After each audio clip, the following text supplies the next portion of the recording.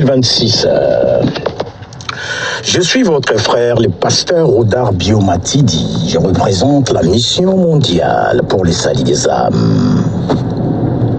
Ce matin, nous allons évoquer la prière qu'on adresse à Jésus. La prière adressée à Jésus. Vu que la foi chrétienne repose dès l'origine sur la croyance à l'élévation de Jésus à la droite du Dieu le Père et à son action concomitante avec celle de Dieu comme Seigneur glorifié de l'Église. Vu d'autre part que la littérature néo-testamentaire est elle-même tout entière un fruit de cette croyance. Il n'y a rien de surprenant à avoir des affirmations comme Matthieu, chapitre 11e, le verset 27. Matthieu, chapitre 18e, le verset 19e. Amener les fidèles très tôt déjà à adresser au Christ céleste des hommages, des soupirs, des cris invocatoires. Marc, chapitre 10e, le verset 47e. Matthieu, chapitre 9. Matthieu, chapitre 27. Matthieu, chapitre 15, le verset 22e. Et Jean, chapitre 20, le verset 28e. Actes des apôtres, chapitre 7, le verset 59e. Apocalypse 22, verset 20. Ceux qui tombaient en extase pendant la prière. Acte 19, 11, 5, 22, 17. Excusez-moi, on ne peut pas tout lire sinon. S'entretenaient plein de respect avec leur maître glorifié et tout présent bien-aimé. Il est présent. Acte 9, de 10 à 16. Acte 10, du 11e verset au 16e. Et acte 11, on lit les versets 5e et les versets 11e. Acte 22, du verset 18 au verset 21e. Or, Paul a consacré quoique avec beaucoup de réserves, ces dédoublements des destinataires de l'oraison chrétienne, de la prière chrétienne d'ordinaire. Il est vrai, Paul s'adresse dans ses prières à Dieu, soit par Jésus-Christ, Romains chapitre 1er, verset 8e, soit comme au Père de notre Seigneur, Jésus-Christ. Romains chapitre 15e, le verset 6e, des Corinthiens chapitre 1er, le verset 3e, et des Corinthiens chapitre 11e, le verset 31e. Comme missionnaire et pédagogue, il recommande toujours de prier Dieu. C'est l'orientation qui s'y pose. Par exemple, 1 Thessaloniciens, chapitre 5, le verset 17, ou Romains, chapitre 12, le verset 13e. Mais sur cette base large et commune de la piété de l'Église, s'érige la sphère de vie, tout individuelle, en laquelle Paul communie spirituellement, mystiquement avec la personne du Christ glorifié. Philippiens chapitre 2, le verset 10.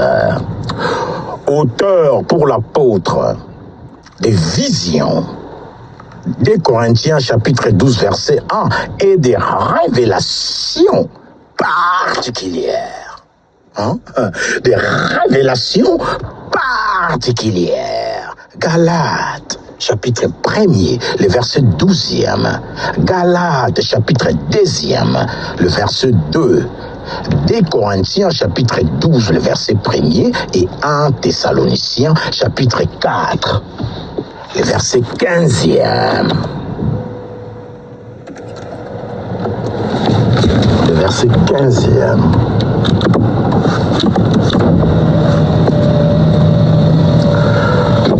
Voir du salut qu'il a délivré du présent siècle mauvais.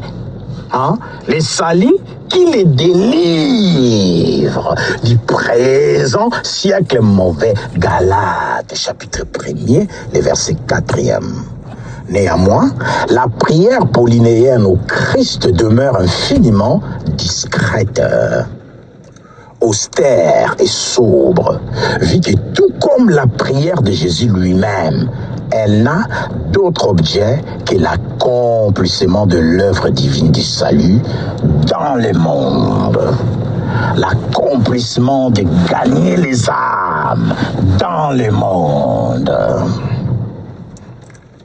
Je vais encheminer avec autres textes. En dehors de ces textes cités, la prière néo-testamentaire ne fait que s'élargir en adorant collectif et liturgique. Apocalypse chapitre 4, le verset 8 et 11e.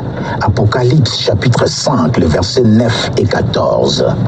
Apocalypse chapitre 7, les versets 10 et les versets 13, etc. On peut citer des versets où c'est précipité en vertu d'expériences pratiques.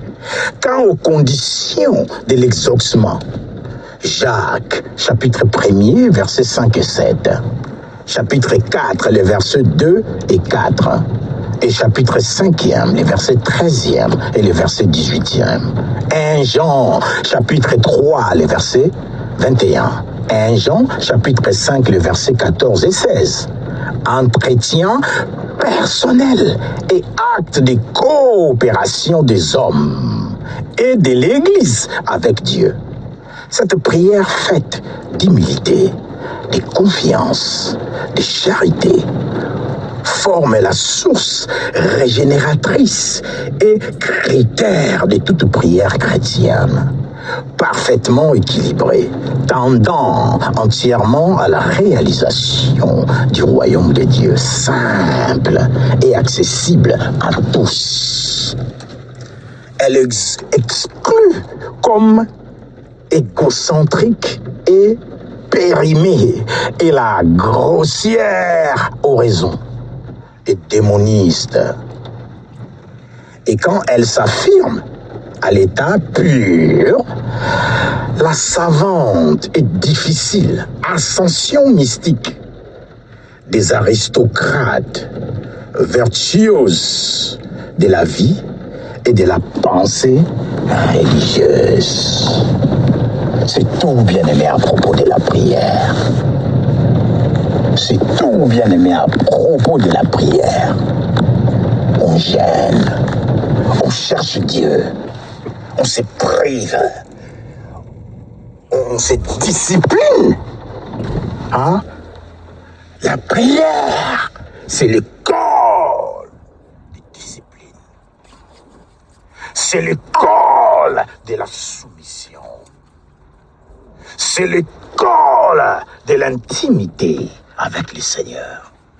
La prière. Prier. La conversation. Quand il y a une conversation, il y a toujours question-réponse. Question-réponse. Tu poses une question, on te donne une réponse. Et Dieu répond toujours. Il répond toujours. Avez-vous des oreilles pour l'écouter? Bien-aimés, vos oreilles seront débouchées dans la prière. C'est le repos, bien-aimés. Quand il vient, il règle tout ce que vous avez comme anomalie. Vous avez échoué, vous avez fait des choses qui n'ont pas abouti. Par la prière, vous voyez votre échec présente comme un tremplin. Vous bondissez dessus pour sauter des obstacles dans des milliers de kilomètres et imaginez qui vous porte. C'est qui vous a porté? C'est les kangourous. Notre Dieu, c'est comme les mamans kangourous avec son bébé. Bam! Il franchit tous les obstacles. L'échec n'est pas la fin. Demandez à ceux qui ont réussi. Les milliardaires au monde, la plupart n'ont pas fait de grandes études.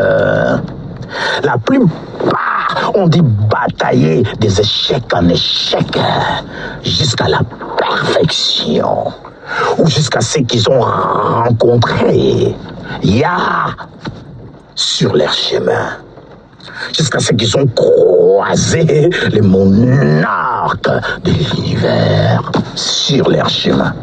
Bam! La révélation de sa parole est claire et donne de l'intelligence aux insensés. Oui, il les donne aux humbles, même aux insensés.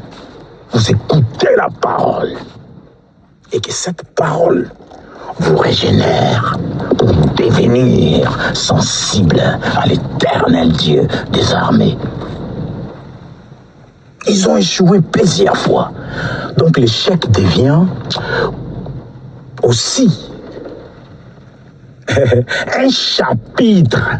L'échec, un chapitre dans les enseignements de l'Éternel pour tendre vers la réussite.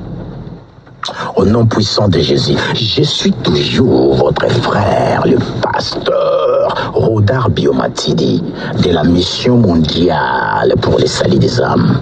Bien-aimés, on a fini avec la prière. On a fini avec la prière. On reviendra. On reviendra avec d'autres sujets importants pour l'Église universelle. À bientôt les amis.